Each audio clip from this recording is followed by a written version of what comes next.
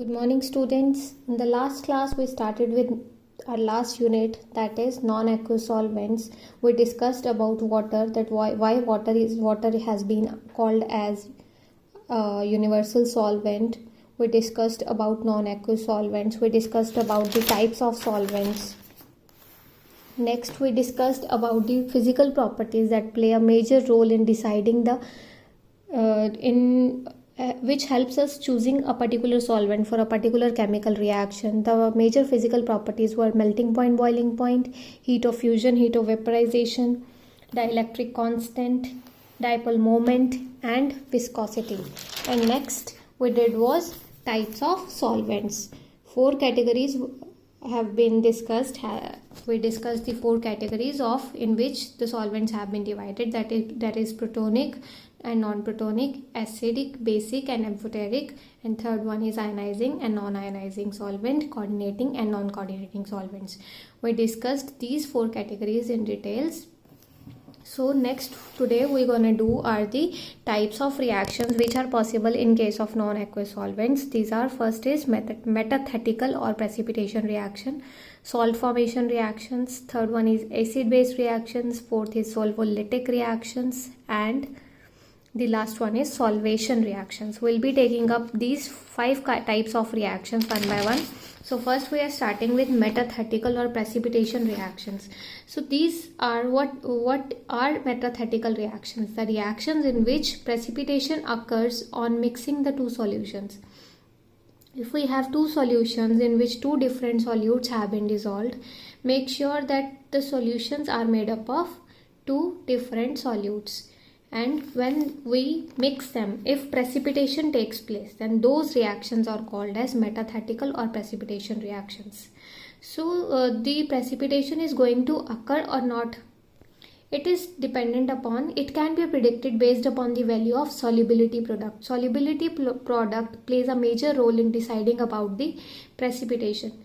This thing you have already studied in your BSc first year course, practical course, that is when you did about the mixture analysis for group analysis for cations, which that based upon solubility product you could differentiate between group 2 and group 4 cations. The major fundamental about the solubility product was that if the ionic product exceeds the solubility product, then precipitation is going to take place, and if it is equal to the solubility product, the solution remains saturated. Once the ionic product exceeds the solubility product, precipitation is going to take place. The value of solubility product depends upon the nature of solvent used for carrying out the reaction. So a particular solvent and its nature plays a major role in deciding about that precipitation is going to take place or not. We are taking up one example, that is precipitation. What we are doing is we are reacting silver nitrate with barium chloride in the presence of water as solvent, and we get precipitates of AgCl. This lower pointing arrow indicates that this AgCl is getting precipitated in this reaction. And along with AgCl we get the formation of barium nitrate, which is soluble in the solution. So we get precipitates of AgCl only. But this reaction here, AgCl, as we know that it is barium chloride is soluble in case of water. But if we want to precipitate out barium chloride, we cannot do it. It is not possible in case of if we are using water as solvent. So if we use liquid ammonia as solvent, this reaction can be reversed, that we will get AgCl plus barium nitrate, both will get dissolved in liquid ammonia and will get the precipitates of barium chloride. So this is an example of how a chemical reaction can be reversed just by changing the solvent. So a solvent plays a major role, that what can be precipitated out from the solution and what cannot be precipitated out based upon the properties of the solvent. Similarly, if we talk about NaOH, it is highly soluble in case of water, but it precipitates out from liquid ammonia. Same is the case with copper sulfate, which is highly soluble in case of water, but it can be precipitated out from anhydrous acetic acid. If we use anhydrous acetic acid as solvent, copper sulfate can be precipitated out. Next type of reaction is salt formation reaction. The reactions between appropriate acidic and basic substances leading to the formation of salt are called as salt formation reactions. In such reactions also, the choice of solvent is very important. Why it is important? As in some cases, as in some solvents, acids and bases which are to react cannot react with each other. Instead of reacting with each other, they react with the solvent. That is, solvent, what does it do? It interferes with the reaction. Instead of getting the reaction between the acid and base which we want to react, we get the interference of the solvent. That solvent reacts with either acid or the solvent or the both and gives us different products from the expected ones. Let us take an example. Here we have written the example of NaOH when it is reacted with urea. If we take water as solvent, we were expecting the formation of sodium uride, that is Na positive NHCO NH2 plus water. But this reaction doesn't take place. But the reverse is very much feasible in case of water. This reaction is feasible in case of liquid ammonia. If we use urea plus soda amide, which is a base, instead of sodium hydroxide, we are using soda amide as base in liquid ammonia. We'll get the we'll get the formation of sodium uride and ammonia. So the formation of product is dependent upon, the desired product is dependent upon the choice of the solvent. Here, if we are using liquid ammonia, sodium uride is formed. If we are using water as solvent, sodium uride is not formed. Next category of reaction is acid-base reactions. Such reactions in non-aqueous solvents can be better understood on the basis of solvent system concept, which we discussed in chapter 3, that is acids and bases. So according to solvent system concept, what were acids and what are bases? First we'll get to that.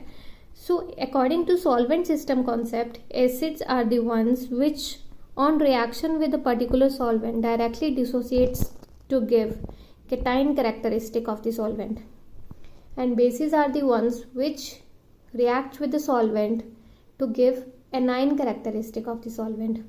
What do we mean by this? If we talk about acids, let us take an example of HCl, which behaves as an acid in case of water as solvent. If we react HCl with water, what we're gonna get is H3O positive plus Cl negative. So we are getting H3O positive, which is a cation characteristic of water.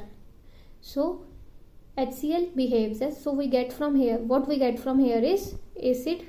HCl is an acid in case of water as solvent. And if we take NaOH in water, what we're gonna get is Na positive, OH negative in case of water. And OH is the anion characteristic of the solvent which we are using, that is water. OH is the anion characteristic of water. So it behaves as base in case of water. So these reactions, acid-base reactions, depends upon three factors: nature of solvent, the character of the solute with respect to solvent, and solute-solvent interactions. We are discussing here these three aspects. If we are taking protonic solvent, cation is solvated proton. Cation is always a solvated proton. Here ammonia is a protonic solvent. What we're gonna get is what we're gonna get out of it is that cation will be NH4 positive. If we are reacting, it's an acid or base in case of ammonia. Acids and bases corresponding to ammonia as solvent are ammonium chloride and sodium amide. If we are reacting them, we'll get NH3, that is ammonia, and a salt, that is NaCl. In case of non-protonic solvent, Lewis acid-base type of reactions will occur due to non-ionizing solvents. If solute is CH3COOH, it depends upon the solvent how it is going to behave. So depending upon the nature of solvent, CH3COOH can change its character. That is, it behaves as strong acid in case of liquid ammonia, it behaves as strong base in case of H2SO4 as solvent, and it behaves as weak acid in case of water as solvent. So nature of solvent decides about the character of the solute, which it is that how a solute is going to behave in case of particular solvent. So These are the acid-base reactions. Next category is the solvolytic reactions, or we can say solvolysis.